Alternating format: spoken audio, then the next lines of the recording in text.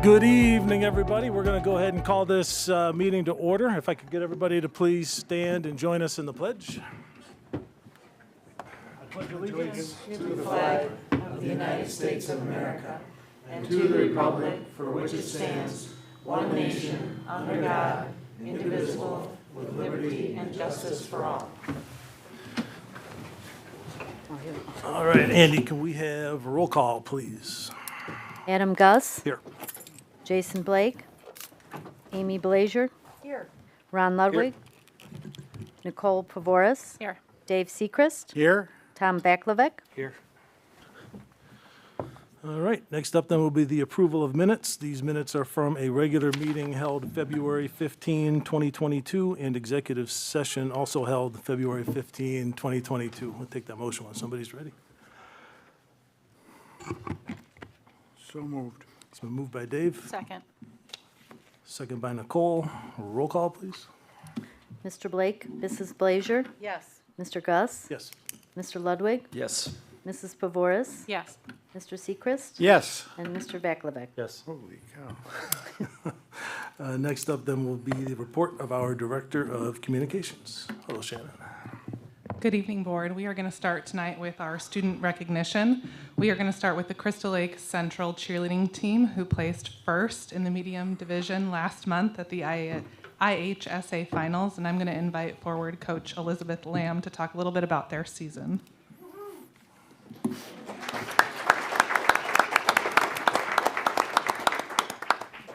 Hi, everyone. I just want to thank you so much for having our team here tonight. We are so incredibly blessed to represent Crystal Lake Central High School in District 155, and winning the state championship at the medium varsity level is an incredible honor. This team is truly one of a kind. Something that's different about them than any team I've had the experience to coach is they truly put team first all the time. And we couldn't be more proud of them in that. If you ask any one of them, that I think is what they'll share with you as well. And again, we're so grateful for the recognition of that.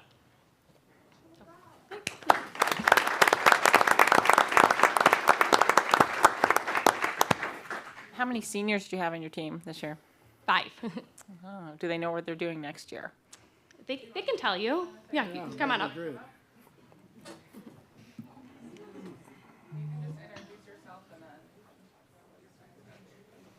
I'm Callista Augustatus. I'm going to University of Iowa, and I'm studying human physiology. Go Hawkeyes. Hi, I'm Skylar Glatson. I will be attending University of Auburn in the fall, and I'm going to be majoring pre-PA. Hi, I'm Lucy Metz. I will be attending Boston College in the fall, and I'll be majoring in nursing. Hi, I'm Mei-Ling Witt, and I'm going to MCC for 1 year and then transferring down to Western Kentucky to study physical therapy. Hi, I'm Kira Meisner, and my school is undecided, but I'm studying environmental science and wildlife conservation. Okay.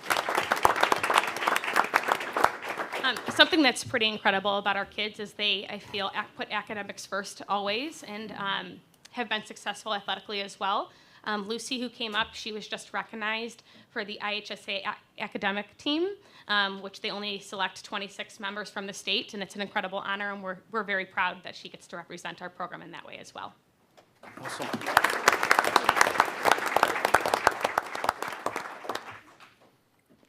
All right, any more questions from the board? I don't know, Elizabeth, why don't you kind of just share with the board as far as how that event goes during the weekend and how the placement takes place and how you ended up being state champs? Okay. So they select the top 5 teams from our sectional competition. And when I found out what our sectional placement was, I was a little nervous heading into that competition back in the beginning of the season. But each week, our team progressed and got better and became closer as a team. And were successful, and they won their conference, the sectional competition, and then also won the state competition. When you get down to Bloomington, we are very focused. I say it's fun, but it's work. The first day we get in, we went into quite a snowstorm, but made it to practice the first day, driven and ready to have a great first day of competition. In cheerleading, our number one goal is to go in and have a hit. That means no deduction, a deduction-free routine where everything stays in the air and no one puts their hands down on tumbling. And we are blessed to have our team do that on both days of the state finals. The first day, we were in second place, and we were able to go on and have another hit routine, and I would consider that the best routine of the season in order to have a win the second day of state. Wow. Good job, ladies. And now we have a lot of fun celebrating. So. Well, we know how much work that it goes to practice and trying to keep your studies up, so congratulations. So, All right, we take a pick. So I think since we have so many this evening, I think we're just going to do all of the recognitions at the same time, and then we'll just do one photo after another Sure. so we can save a little bit of time. Next, I would like to introduce Crystal Lake South senior Shane Moran, who won the state championship in the 182-pound weight class for wrestling, and I'm going to invite Coach Ross Ryan forward to talk a little bit about his season.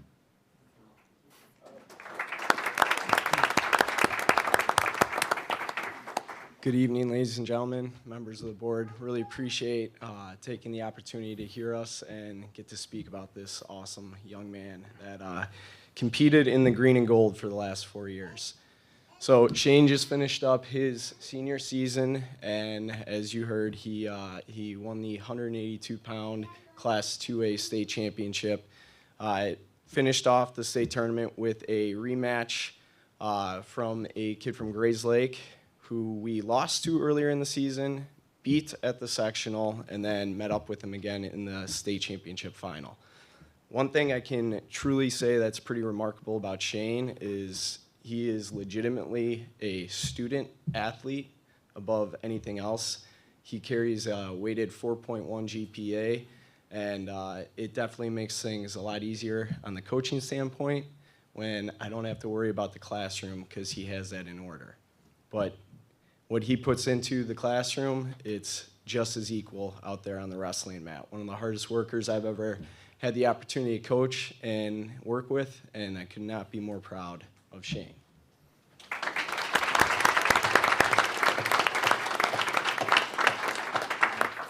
What's next?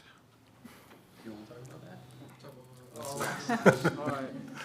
Well, I don't know where I'm going to school exactly next yet, but I'm looking to get my master's degree in accounting, and I'm looking to wrestle in college as well.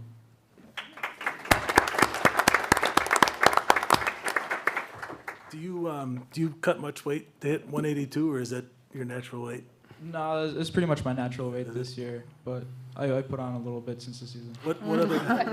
Where else did you wrestle? What other weights did you wrestle at? Like through the 4 years? Freshman year, I wrestled 145, and then sophomore year is 152, and then junior year is 170.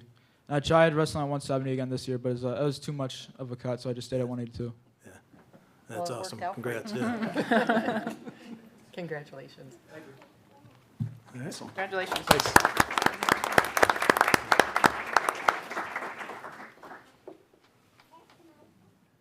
Next, I'd like to invite forward Dylan Carson, who placed second in the 160-pound weight class at the state wrestling meet, and Coach Lear couldn't be here tonight, so Vice Principal Kim Bromley is going to step forward. Coach Bromley's here.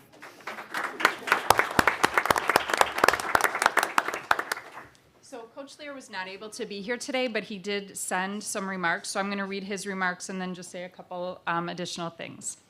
Dylan Carlson is the epitome of Tiger pride, the quintessential leader of his peers. Nay, he is a Tiger wrestling legend.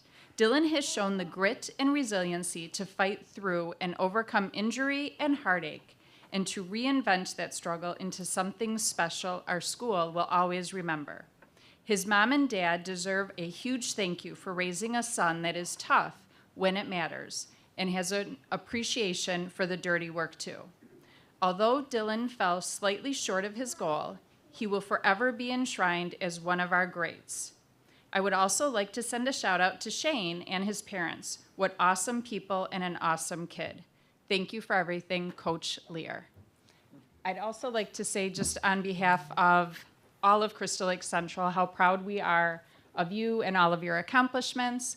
And also, I'm just going to say to the Carlson family in particular, because they have 2 children being represented and appreciated tonight.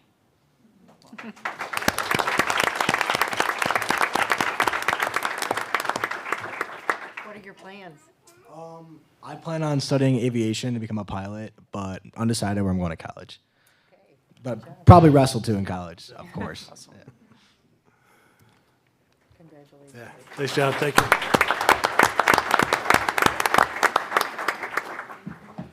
We are going to move on to staff recognition, and I'm going to invite forward Crystal Lake South custodian Mike Cruz.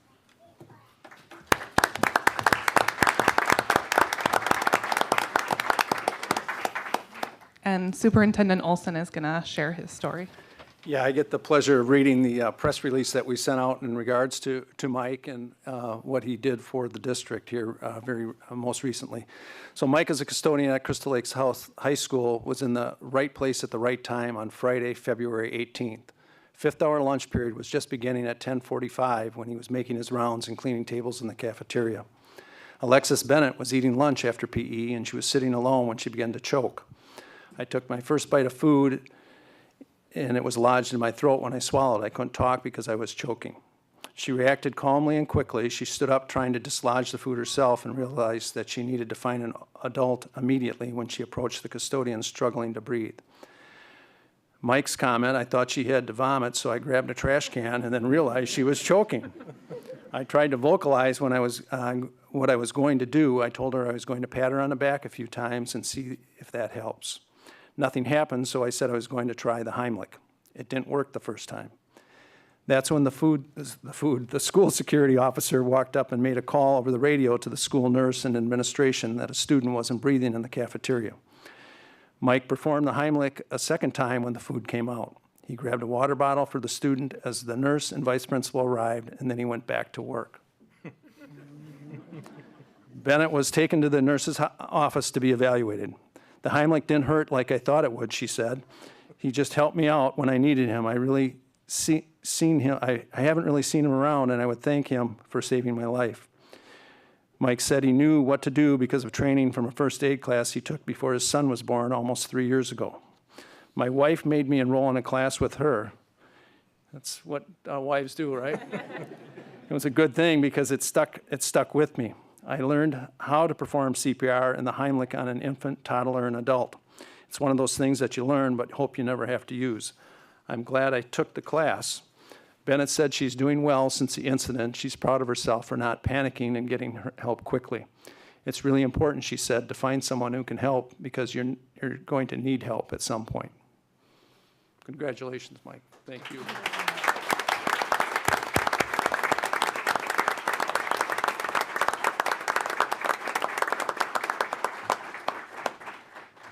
So we have a small token of appreciation for Mike, small little plaque here. It's presented to Mike Cruz, custodian, in recognition of your heroic actions to save students' life. We appreciate your commitment and service to our students and school district, February 18, 2022. And this is the little guy while you learn, huh? Congratulations. Absolutely, thank you. Congratulations.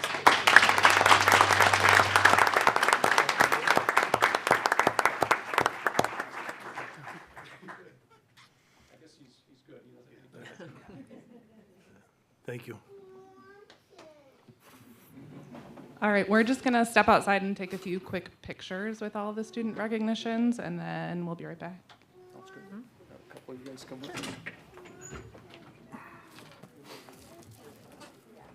Wow. Save a person's life. Does it get any bigger? I don't think so.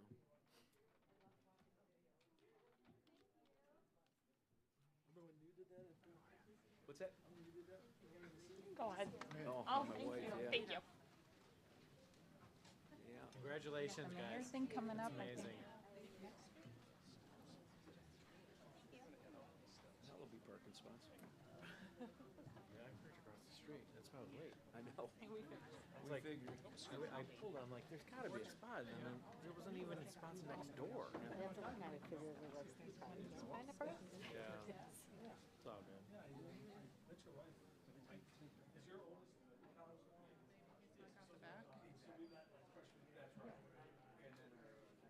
Yeah, might as well stand up. Looks like we got a bunch of cards. Yeah. Do you guys think you'll be coming to the retirement luncheon? I said yes. Oh, okay, perfect. Oh, yeah, I did see your response.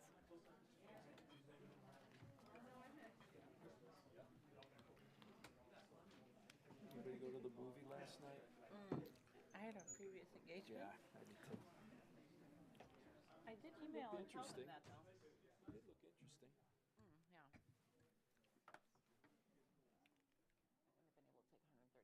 I wouldn't have been able to take 135 minutes of it, so. Not when you get it every day. This is what we need to do. We need to start changing this down. Like next week it can be, next time it can be here. Yeah.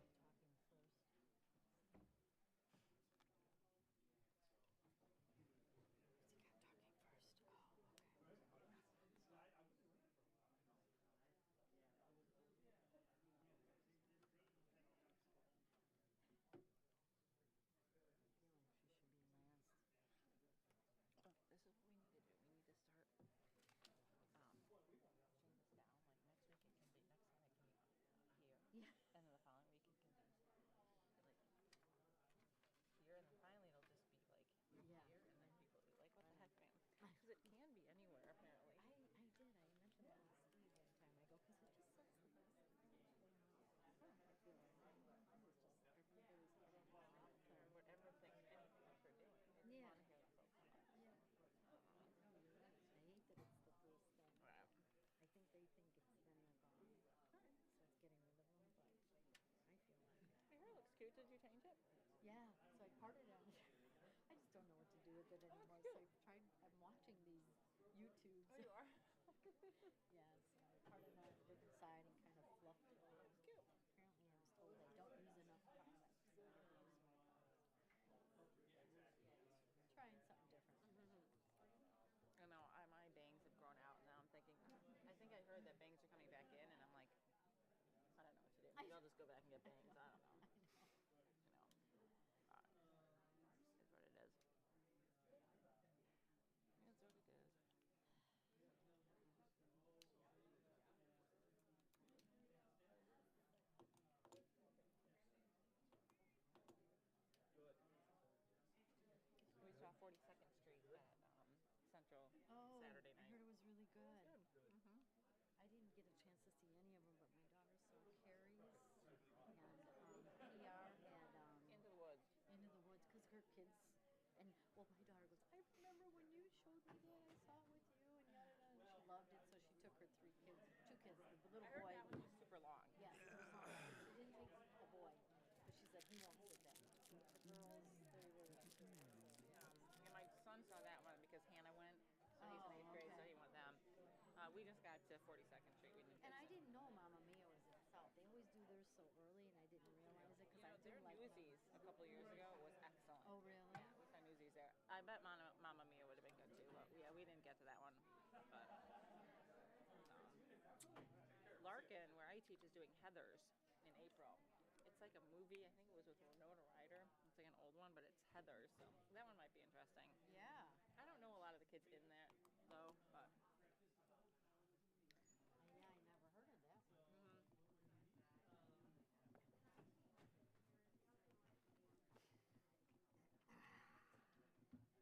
How'd you like the musical, Tom? How'd you like the musical?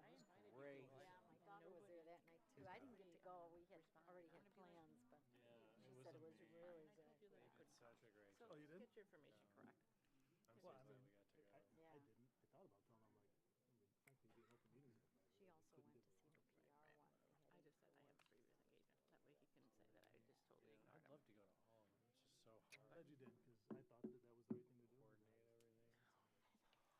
Coordinate everything. But 135 minutes of that, I couldn't take it. I did watch the trailer. I mean, not that I was going to go before, but that just solidified my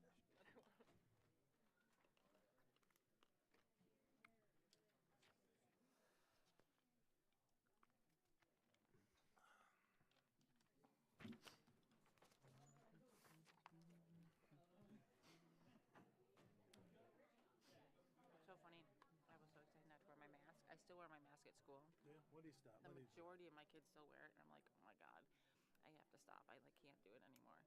Today it's so hot in my room. Do you think you'll be coming to the luncheon?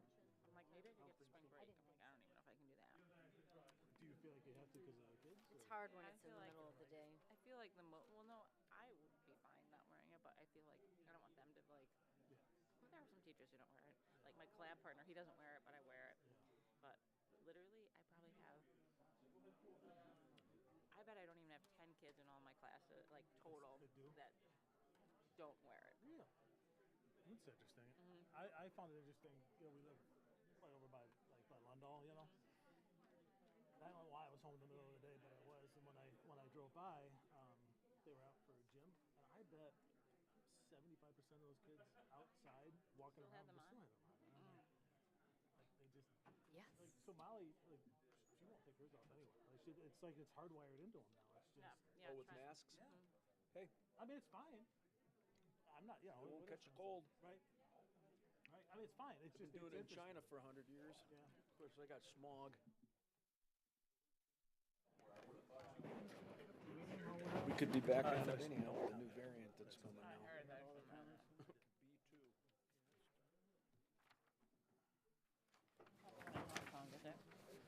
No, this is the one from. All right, we're back. We're ready, Shannon? All right. Moving on to Foias, the district received 9 Foias in the last month. All of the Foias are listed on tonight's board agenda.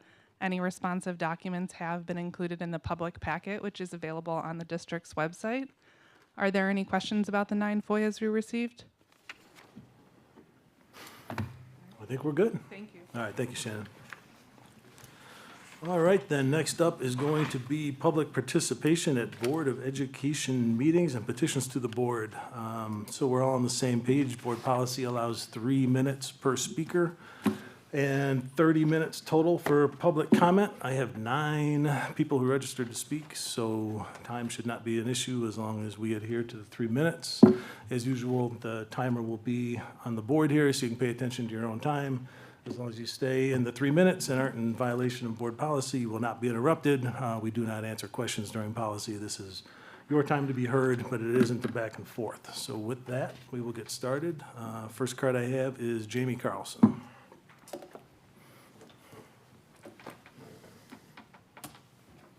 Good evening, Board. For those of you that don't know me, my name is Jamie Carlson, and I'm the Assistant Division Leader of the Special Education Department in Crystal Lake Central. I want to thank you for recognizing our cheer team. I had the privilege of spending time with this team and witnessed their winning the state title. I could not be prouder of these athletes and coaches. These athletes are the embodiment of the hopes and goals I hope all teachers and coaches have here at District 155. Coach Kritikos and Coach Lamb have guided these athletes to work hard and be the best they can be. I stand before you now because I'd like to provide you with a little more information about cheerleading and Coach Lamb, and provide you with the rest of the story, as Paul Harvey used to do. I know this reference gives you my age. I'm uniquely qualified to do this because I'm a cheer parent, I'm a colleague, and I'm a friend of Elizabeth. Competitive cheer is nothing like what you see at football and basketball games. It's far more involved and difficult to win a state title. Pound for pound, these cheerleaders are some of the hardest working and best athletes in this district. For over a decade, Coach Lamb has created state qualifying teams. I dare say there are only a few coaches in the history of District 155 with her success. Thanks to Coach Lamb, and Crystal Lake Central is always considered a force to be reckoned with in the cheer world. Elizabeth takes on athletic students. She does not have a feeder program, but she takes on students and molds them into cheerleaders with all-American recognition. I know this firsthand because 2 of my daughters were varsity cheerleaders. Both my daughters will tell you that working with Elizabeth will always be the highlight of their time at Crystal Lake Central and still consider her a mentor and an important person in their life. As a parent, I'm most thankful to Elizabeth for teaching and reinforcing the skills of tenacity, perseverance, and humility in my girls. Elizabeth's high expectations and work ethic teach her athletes that they are capable of achieving amazing things. She also holds her athletes to a high standard regarding their academics. The cheer team has won the IHSA Team Academic Award year after year. Winning is wonderful, but the mark of a good coach is how they handle adversity. Elizabeth has had her share of adversity, like the time the announcer mistakenly announced Crystal Lake Central as the winners of state, when in fact it was another team. Elizabeth's ability to make a team of devastated and shell-shocked athletes pull it together and walk out of a crowded arena with their heads held high was a sight to behold. She supported these girls emotionally and in time helped them to put this tough moment into perspective. I also witnessed her support of athletes through personal tragedy by providing security, support, and love. You need to know that Elizabeth's day job is one of the toughest jobs in the district, in my opinion. She's the division leader of special education and doing an excellent job. I can honestly say that she's one of the most ethical, professional, and positive people with whom I have worked. I've witnessed her transformation from being a good teacher to an exceptional educator and administrator. I'm disappointed that Elizabeth will not have the opportunity to earn a second state title.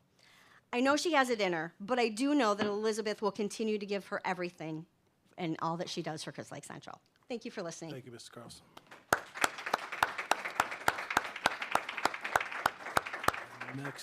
Next up is Kim Morris. The yin and the yang.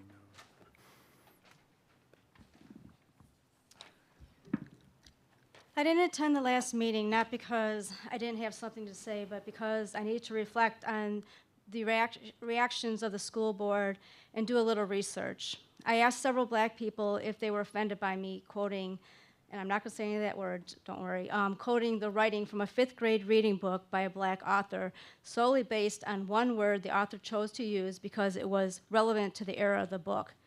The answer I received was no. I didn't use it in a derogatory way, and they found it odd that an all-white school board would be offended. I discovered that District 155 has that book, Guardian by Julius Lester, in their library, which raises the question to why was the school board so offended by me quoting from the book? If you find it so offensive, why have you not pulled it from your shelves? To which got me thinking. I was offended when I received a notice from the school that my daughter would have to be subject to the males in a female's bathroom. I was offended when the cheer team was told that they had to wear a mask because one student said that they had to, disregarding that my child's health, yet the wrestling team, who are literally in one another's face, didn't have to. I was offended when I learned that my child's physical and emotional and mental well-being was not taken into consideration when the school decided to mask the children, when you were given ample peer-reviewed documentation that masks do not work and actually cause harm. I was offended when I was told before the board meetings that I had to wear a mask or there would be consequences, yet I spotted several of the board members repeatedly not wearing theirs. There was a point to my reading from that book that night, to which I believe was lost due to the distraction of one word and the unconstitutional and absurd interruption of the board. I laughed when I was told I was offending the board because you had no right to be offended considering the graphic pictures and the language that the school is promoting in sex education and the racism with CRT. I thought about thanking you for removing the mask, but from what I have learned from the past 2 years, it is highly unlikely you did it for the right reasons. I hope you prove me wrong by never masking again.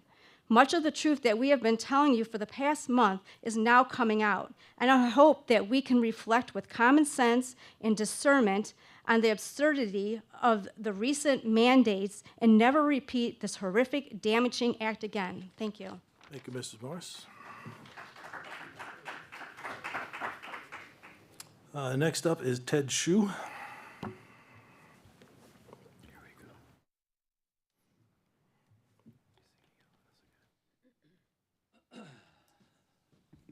Good evening, board. Again, thanks for the opportunity to speak. Believe me when I tell you that I'd rather not be here, but there's a sickness infecting our schools, and parents around the country are waking up. As Kim talked about, from a racist, divisive CRT lens that kids are being taught to see the world through, to the gender confusion being sown into young souls, to sexually graphic and suggestive sex ed, public schools are less about learning and more about destructive social engineering. Imagine if the cheer team got bumped, the girls got bumped because a bunch of boys that identified as girls wanted to take their places. If this is not a war on children and parents, what is it? This is the story of Eve. At 15, Eve did not feel like she fit in. The girls around her were cliquish and often cruel. She found herself being drawn to her brothers and their friends because they were more accepting. She began hearing the lie that becoming male would fix everything. And like so many girls at this transitional time of life, she was ripe to buy into it. This is a true story, by the way. Eve began to secretly binge watch social media stories of trans kids. To her 15-year-old mind, this started to make perfect sense and explained all of the awkward years of feeling like she didn't fit in. Her self-diagnosis was confirmed in her first meeting with her high school counselor and school psychologist. Based upon school policy, they affirmed Eve in her new identity. The affirmation continued in subsequent meetings where no one ever questioned the self-diagnosis of a 15-year-old. A few months later, Eve came out as a boy at her school and secretly first. For the first time in years, Eve was feeling accepted and even celebrated for her bravery. Encouraged by her new YouTube friends, Eve made an even more tragic choice. She decided to change her body. She started taking testosterone, which she got freely from a family planning agency.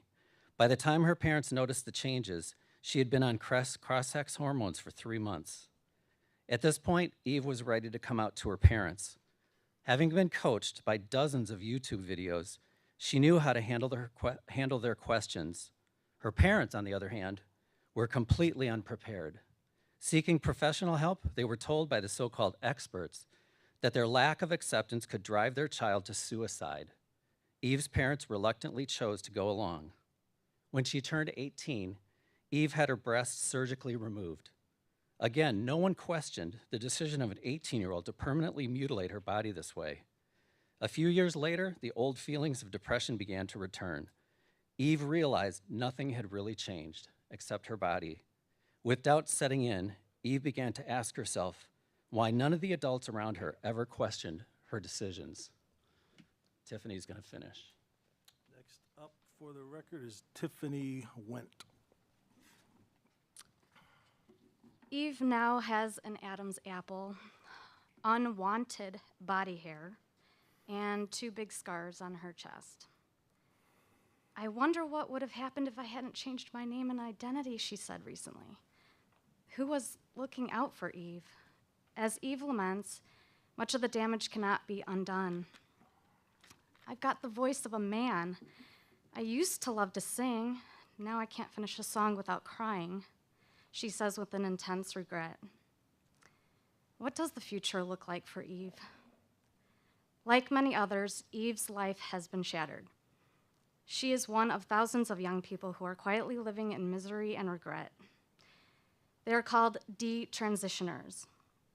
Young men and women are now questioning the lies that they were told by those who should have known better and whose lives have been forever marred with irreversible transgender experimentation.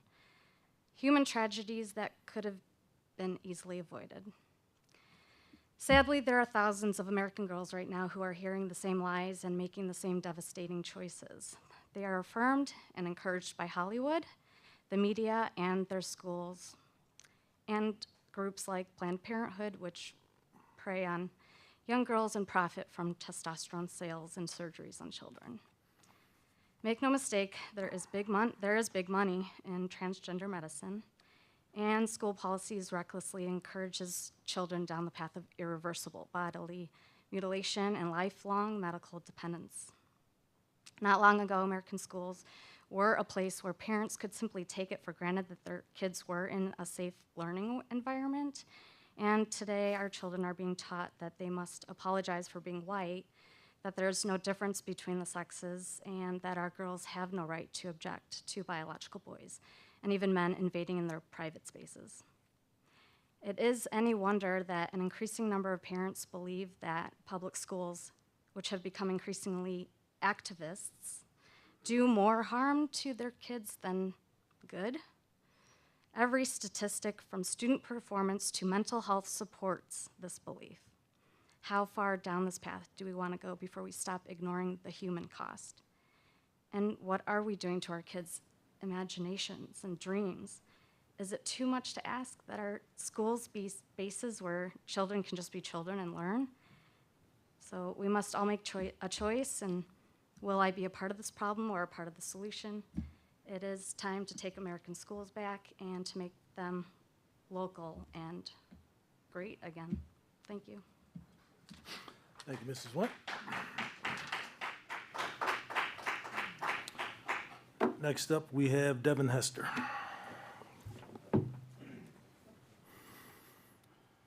Good evening, Board. Devin Hester. I'm a parent of future D155 kids, teacher at Cary Grove, and I'm here in my capacity as president of the Education Association. Actually, I'm going to echo something I just heard, that I really wanted to speak tonight about trying to perhaps get our attention to be a little more local than it's been recently. At last month's board meeting, I was expected to be a little more of a lighter affair because we had been gone mask optional, which seemed to be what a lot of folks were looking at. And so I was surprised when the commentary at the board by the public ended up being actually sort of escalating to, you know, personal attacks where we were accused of profiting on ESSER blood money from the kids, that we were conducting genetic testing on the kids, and just a lot of invective. And, you know, suffice it to say that is not true, but to see it sort of go in that direction was really disheartening when, you know, things are going well in our schools. You know, our kids are learning, our kids are respecting each other, you know, with their decisions around masking. We're rolling out state champions left and right. You know, things are going really well with all the things that matter. We certainly have challenges in terms of our increased social emotional needs of our students. We got some, you know, achievement gap issues that were broadened by COVID, but, you know, we also have, you know, some ESSER funding to help mitigate that, which is why calling to return that ESSER funding seemed, you know, particularly unwise. And it seems like we're just getting a lot of noise coming from outside sources that aren't really focused on what's happening in our schools, which is why I think some attention on sort of local issues would be a better idea. We had 2 Foias this month looking into our surety bond that the district has, both identical templates, you know, and coming from a couple different people. And, you know, that's the sort of thing when you see that happening all over the country, that we get a sense that, you know, this is not a local focused grassroots concern, that folks are picking up these concerns from other sources, from, you know, cable news, social media, whatever, and bringing them here. And, you know, that's not the kind of energy that we need right now. Coming out of COVID, this was a tough time for everybody in a lot of different ways. But to bring in a little more positive energy and focus on what's actually happening in our schools and in our community is the direction I'd like to see us, you know, start to go. I'm sure everyone here would agree this is a special place. That's why we choose to live here, work here, learn here. We have our own unique strengths and needs. And I think if we paid attention to those and ignored the outside noise, we'd all just be a lot better off for it. Thanks. Thank you, Mr. Hester. Next, we will have Bruce Johnson.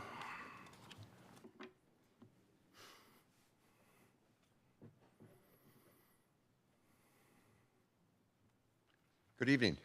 I, too, am an optimistic person. I did speak at last month's board meeting. I'm a local resident of this area. We run a group that meets every Monday night in Cary. If you'd like to see what we're up to, I'd like to invite you out to join us at Pilates at 6 o'clock. So I represent We the People in McHenry County. My oldest granddaughter is a student here as a freshman in District 155. I'm a taxpayer, and am frustrated in the stonewall tactics that we, the parents, experience at these meetings. Mr. Blake, who's not here tonight, had mentioned at last month's meeting that in the last 2 years have been mainly focused on politics, and now it's time to focus on education. I couldn't agree more. You also mentioned that the group who was screaming the loudest is the minority, and that you find it very curious that after they scream, they leave. I assure you that we're not screaming, and we are not the minority.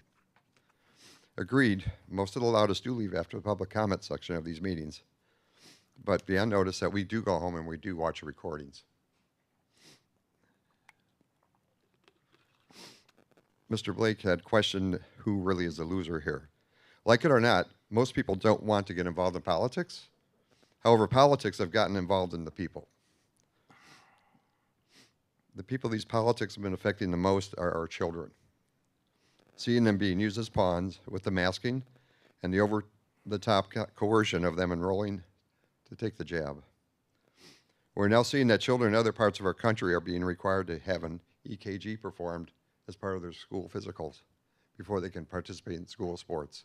Who's the loser here? Why is this now being required? Why do we now have our children suffering life-altering heart conditions? What about the other life-altering conditions like gender dysphoria, learning that white people are racist and that people of color are victims, being taught to hate our country and to learn to rewrite a version of our country's history?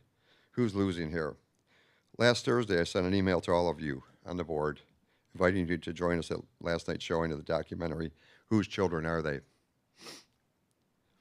Out of 7 of you that I'd emailed, only Nicole Pavoris had returned my email. Thank you. I'd like to extend an olive branch here. We thought last night's movie was just going to be a one-time showing. I'd like to invite you to join us again to see that movie. I'd like to put it at your feet here to consider setting up a time where we can view the movie together to address our concerns. These are real concerns to our children. So you have my email address. I look forward to your response. Thank you. Thank you, Mr. Johnson.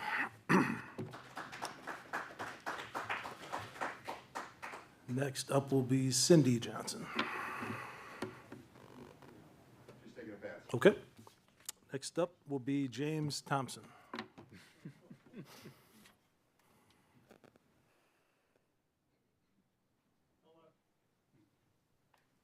Hello. I addressed this body last month on the issue of the opt-out in the currently about to be enforced sex education law. And in spite of all these other comments about the problems with it, the state legislature has mandated things, and there is one part of the bill called the opt-out, which means that if parents choose to get their kids out of all this, they can opt out. But first of all, they have to know about the opt-out. And one of the concerns we have, as we expressed last month, is that because of the way people are, most of them will walk in and their kid will be affected and they won't be able to opt. They won't know about it. So this is a particular one I'm addressing tonight, however, is the inequitable aspect on the income, because there are a lot of parents, who say, well, I'm going to take my kid, out or whatever, or homeschool them. But there are 2 double income families that need 2 incomes, and they're a significant part of the the district. So they must know in writing about this, and not giving them the the affirmative, giving the memo to take home or to a mail at the home, means that this significant block of people will probably not know about it, and then of course they'll get ticked off when it comes into effect and have a rumpus. Well, you don't want a rumpus, that creates a, with people opting out of it. The best thing to do is make it straightforward. So we recommend that any kinky stuff, whatever you want to call it, be in a specific option. And it was like a specific period, 1 hour, whatever it is, and that all parents know that this is coming, so they're given in writing a chance to opt out and accept it. And I have last month I submitted something from the Catholic newspaper alerting us to this, and this month I have another thing from a group called the Illinois Family Institute, which is passing around this, and because it's passed around, I'm saying a lot of people are reading it and waking up. And I hope that you'll get on the opt-out when you get around to this policy. Mr. Thompson, I'm going to have curriculum, somebody from curriculum will reach out to you tomorrow and share. Yeah, okay, I'm the superintendent. All right. Thank you, Mr. Thompson. And finally, we have Sue Johnson.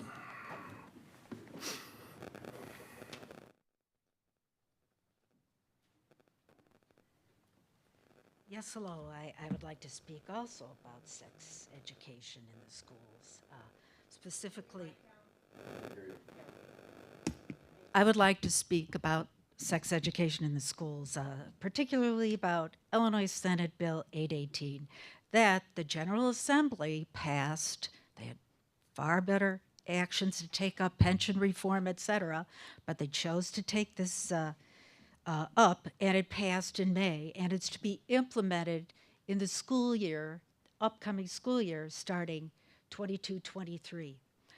Illinois Senate Bill 818 specifies various offensive and radical sex education content for K through 12.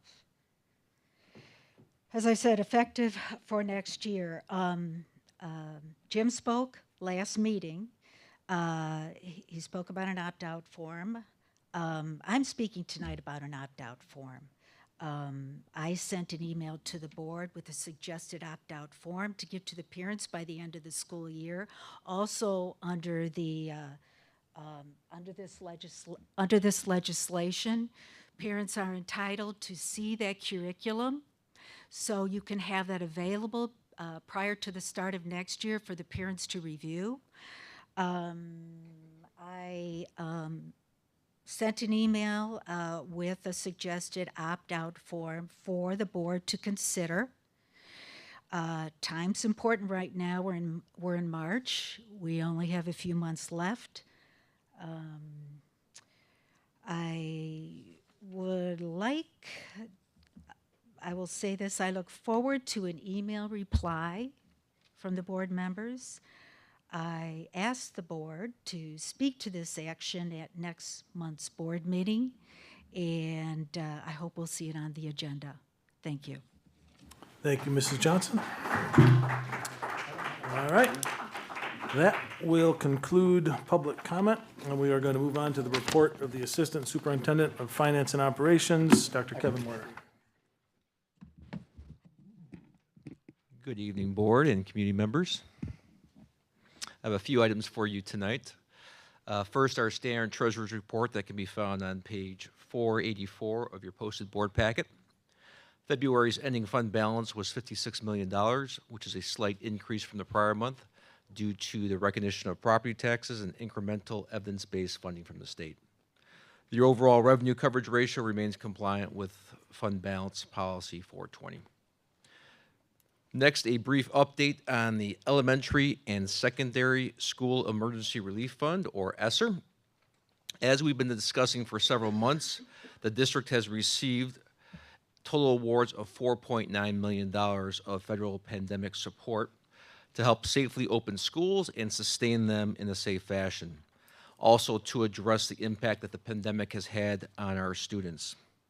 As the funds have been received in 3 different tranches over 3 different calendar years, in an effort to increase our transparency, we've added a page on the district website that provides the financial details of this support.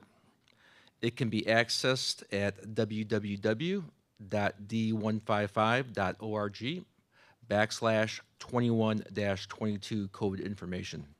We hope that you find this information helpful. Moving on, I'd like to have a board motion to approve bills payable as detailed on page 498 in the amount of $10.1 million covering the period of February 9th through March 8th. The balance is further broken down between payroll-related items representing $7.5 million or 74% of the total, and the remaining $2.6 million of vendor payments.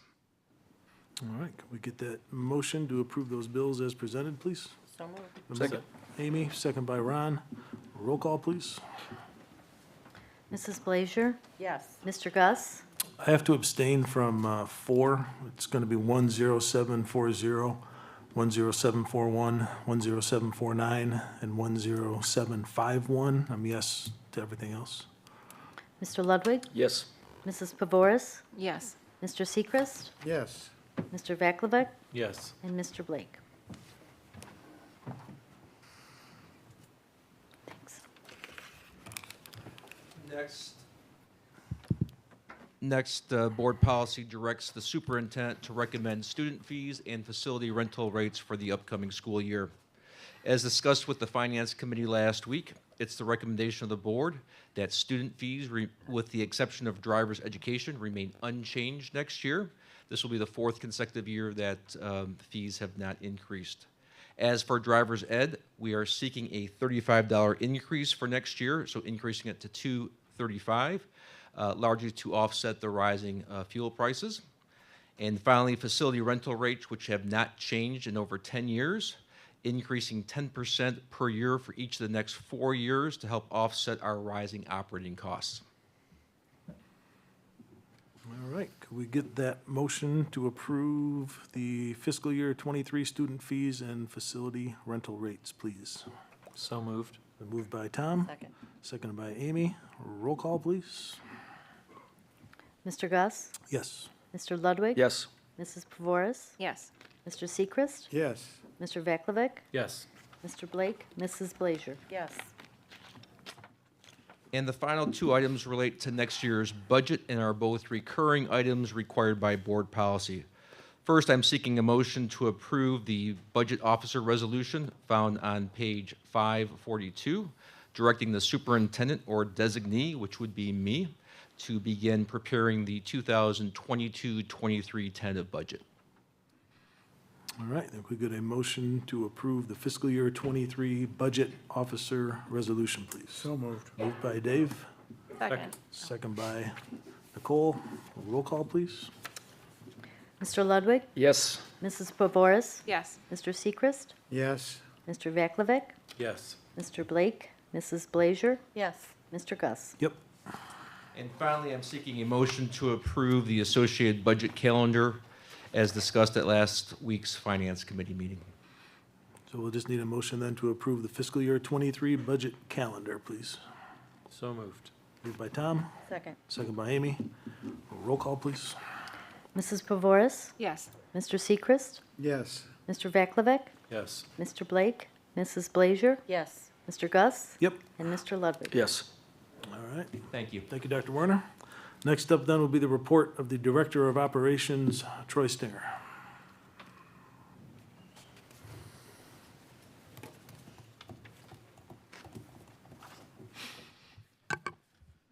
Good evening, Board. Last week at the Operations Committee meeting, we discussed the bid opening for the janitorial services at the District Center for Education building. Operations posted a public notice in the Northwest Herald on February 1st advertising an invitation for bids. On February 8th, Operations hosted a voluntary pre-bid meeting for interested bidders. And on February 17th, we received, opened, and publicly read 3 bids. After completing the vetting process and reference checks on the apparent low bidder, we recommend that Multi-System Management Company be awarded the bid for providing janitorial service to the district's Center for Education building. And I'm happy to answer any questions. Are there any questions before we ask for the motion? We did go over this already. Move approval. Been moved by Dave, Second. second by Ron. Roll call, please. Mr. Seacrest? Yes. Mr. Vaklovic? Yes. Mr. Blake? Mrs. Blazier? Yes. Mr. Gus? Yep. Mr. Ludwig? Yep. And Mrs. Pavoris? Yes. Thank you, Troy. All right, next up is the report of the Assistant Superintendent of Human Resources, Jay Sargent. Good evening, Board. I would appreciate it if we could have a motion to enter into our hearing on the reductions in force. So moved. And if you would call that to order, Mr. Gus, that would be appreciated. All right, the public hearing on reductions in force is called to order. Good evening, Board. So this evening, the hearing for this evening really centers on our reduction in force, our needs for staff for the 22-23 school year have changed. And as a result of that, there's a resolution there to reduce our force by 6 certified staff members for the next school year, as required by law when our number of reductions in force exceeds 150% over the average of reduction in force over the last 3 years, hence why we have to have a hearing this evening, okay? So hence we're in the hearing, And moving forward, a couple of explanations on why we have the reduction in force. So roughly speaking, and probably at an elementary level, we have a decline in enrollment of roughly 214 students from the prior school year. As a result of less students, there are less course requests from those students, and therefore we don't need as many sections to run those courses. As a result of that, we need less teachers to account for that, which is why we're in a reduction in force and why you see 6 teachers that will be honorably dismissed this evening as part of that resolution. So before I continue here, are there questions about that particular process or procedure? Any questions whatsoever? Not about the procedure, but what was the breakdown in subject? Sure. So there were 2 in science, 2 in English, 1 in social science, and 1 that was a vision itinerant. And the vision itinerant is really less about sections and more about the fact that we don't have as many minutes that we need to serve kids in that capacity moving forward. Okay. Were they all full-time? Yes. Okay. Other questions that I can entertain? I think we're good. Okay.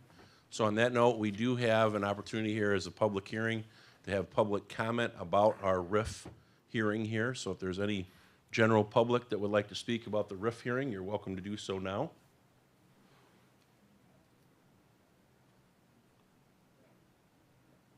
When does that take place? Takes place at the end of the school year. So it's our staffing for the following school year. So if there's a decrease in teachers, but not other staff, it's just teachers? This is for just teachers, correct? Interesting. Okay. Okay. Any other comments or questions? Okay. All right. Seeing none, if I could get a motion to close our hearing. So moved. Second. We need a roll call on that? Maybe, could we get a roll call on that? It's been, I moved and Amy seconded. Just as a point of order, I think you should have gotten a second on your motion before we moved in. And then I think we need to do a roll call specific to this. Okay. I will second your motion Hey, to thanks, go buddy. into it. Okay. Okay. So I'm doing a roll call? Yes. Okay. Mr. Blake, Mrs. Blazier, Yes. Mr. Gus, Yes. Mr. Ludwig? Yes. Mrs. Pavoris? Yes. Mr. Seacrest? Mr. Vaklovic? Yes. So I just want to be clear. You just seconded the motion to go into the hearing. Yes. What do we need to do now? I'm going to defer to the attorney here now.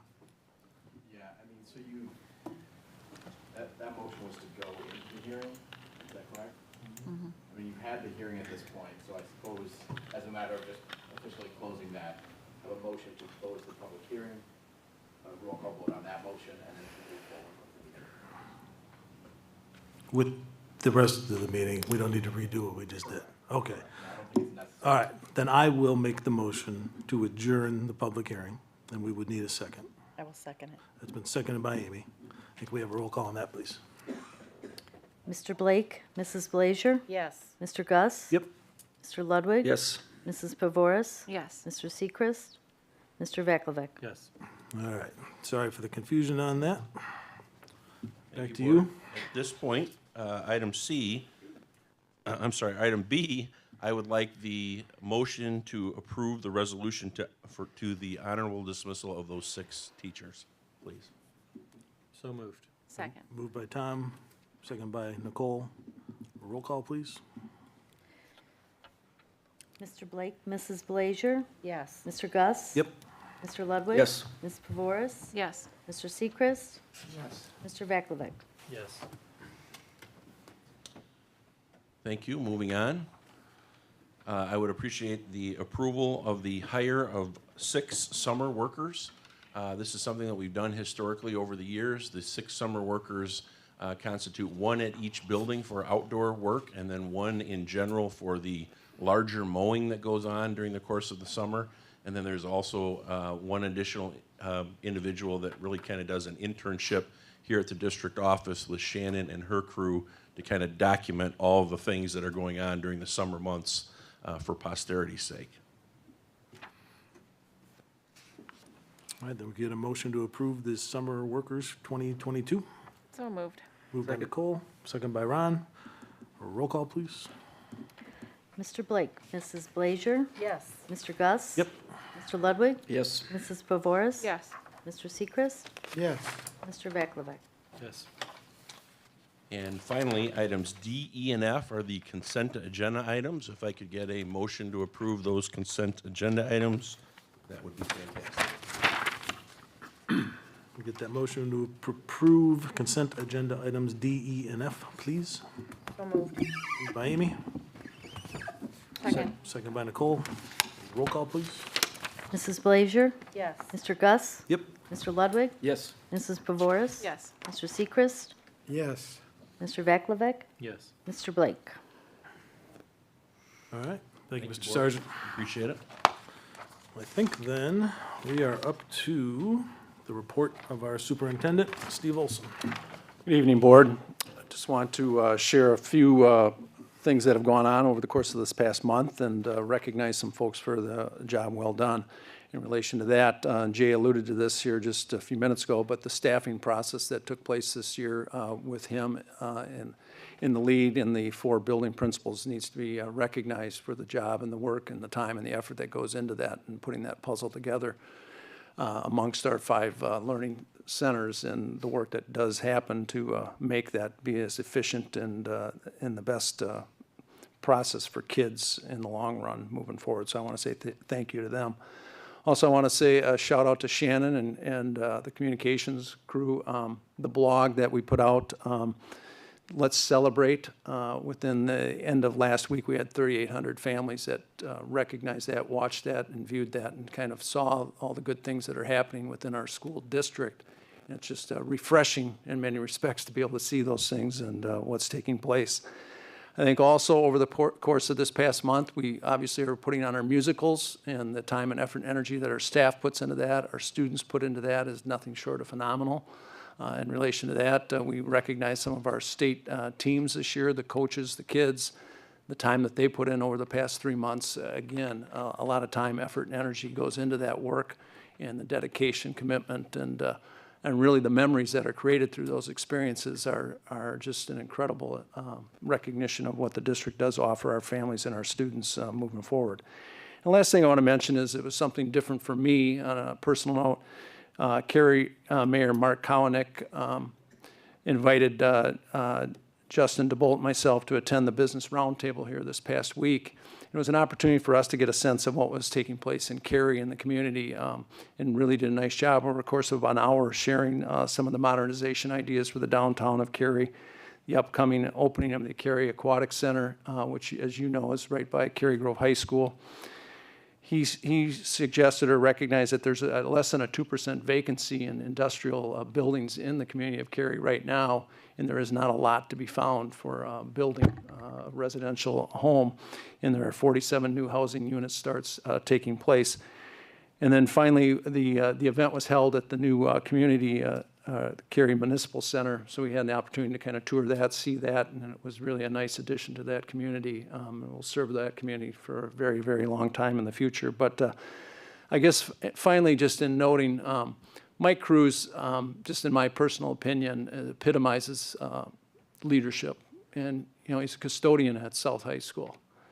And the humility that he possesses and displayed and shows in saving that young girl's life is something that I think we need to all have a full appreciation for, and not ignoring it, but taking a vested interest in a child and helping them, helping her in that instance get through that potential tragedy without incident.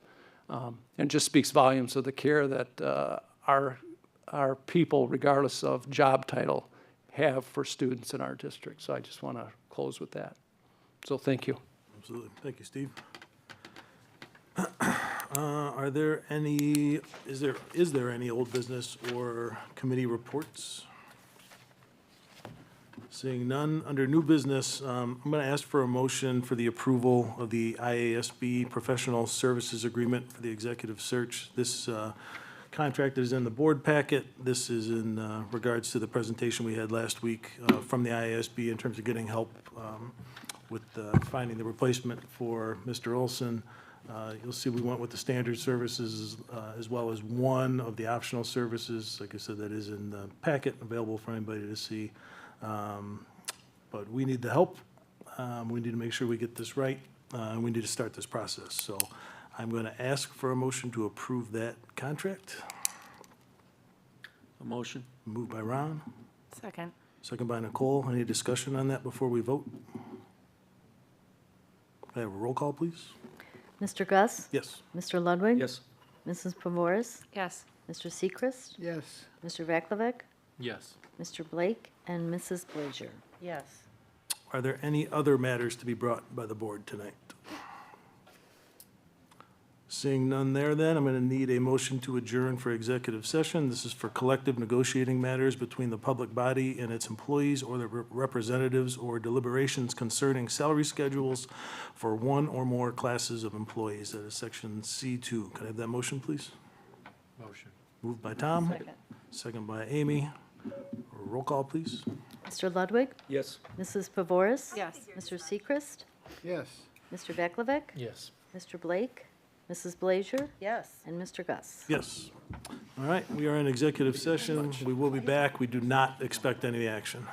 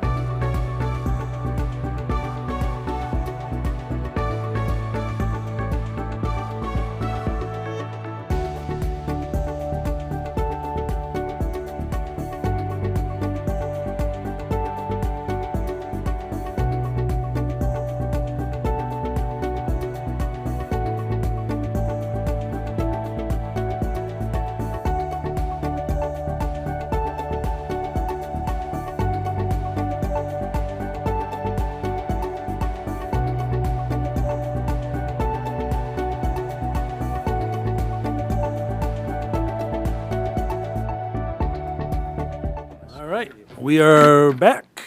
We just need a motion to return to open session. So moved. Been moved by Tom. Second. Second by Amy. Roll call, please. Mrs. Pavoris? Yes. Mr. Seacrest? Yes. Mr. Veklovec? Yes. Mr. Blake? Mrs. Blazier? Yes. Mr. Gus? Yes. And Mr. Ludwig? Yes. All right, only thing left then is a motion to adjourn. So moved. Second. Moved by Amy, second by Nicole. Roll call, please. Mr. Seacrest? Yes. Mr. Veklovec? Yes. Mr. Blake? Mrs. Blazier? Yes. Mr. Gus? Yep. Mr. Ludwig? Yes. And Mrs. Pavoris? Yes. All right, we are adjourned. The next meeting is April 19th, and that one is at Prairie Ridge. Thank you, everybody. Thank you. Done before 9.